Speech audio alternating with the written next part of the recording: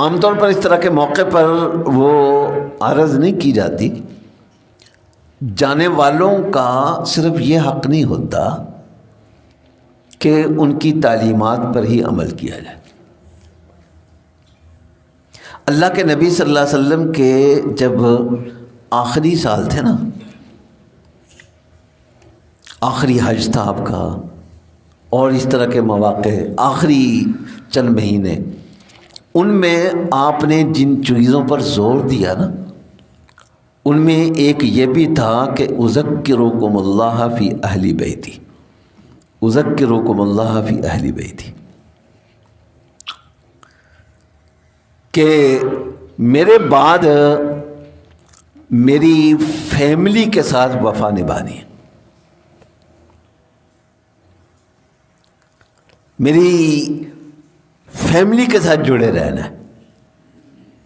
میری فیملی سے محبت کرنی ہے.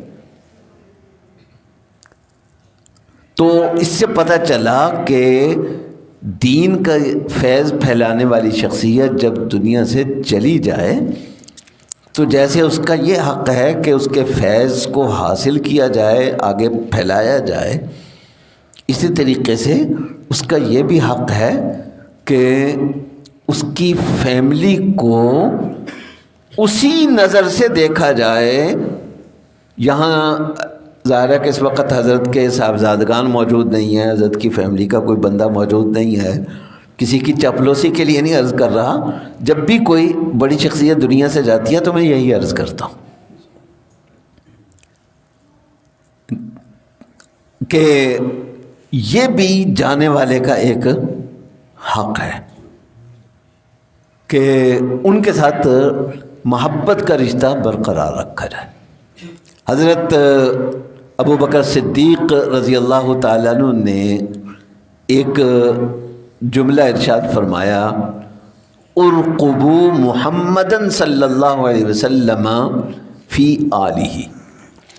کہ نبی کی آل کو نبی کی نظروں سے دیکھو، اپنی نظر سے نہیں، نبی کی نظر سے دیکھو کہ نبی اس سے کیسے محبت کرتے تھے. اسی طریقے سے کسی بھی بزرگ کے جانے کے بعد اس کی فیملی سے، اچھا کسی کے جانے کے بعد اس کے جانشین اور پیچھے رہنے والے بہت باکمال ہوں، ان کی اپنے زیادہ عزت کی، تو یہ ہو سکتا ہے آپ اس کے کمال کی عزت کر رہے ہو. لیکن اگر آپ کو بالفرض، یہاں تو الحمدللہ حضرت جن کو اپنی جگہ چھوڑ کر گئے ہیں وہ بھی اپنی جگہ آفتاب و مہتاب ہیں، اللہ تعالیٰ نے ان کو صلاحیتوں سے نوازا ہے. لیکن اگر نہیں بھی ہے پھر بھی آپ قدر کرتے ہیں تو اس کا مطلب یہ ہے کہ آپ صرف کمال کی قدر نہیں کر رہے ہیں بلکہ نسبت کی قدر بھی کر رہے ہیں. تو انشاءاللہ ہم نسبتوں کی بھی قدر کریں گے، حضرت کی باتوں سے استفادہ بھی کریں گے، اور ان کے فیض کو آگے پھیلانے کی کوشش بھی کریں گے. ایک بندہ بھی ہمارے ذریعے سے سنبھل جائے، اس کی زندگی دین کی طرف آ جائے، تو اس سے بڑا صدقہ جاریہ کوئی اور نہیں ہے.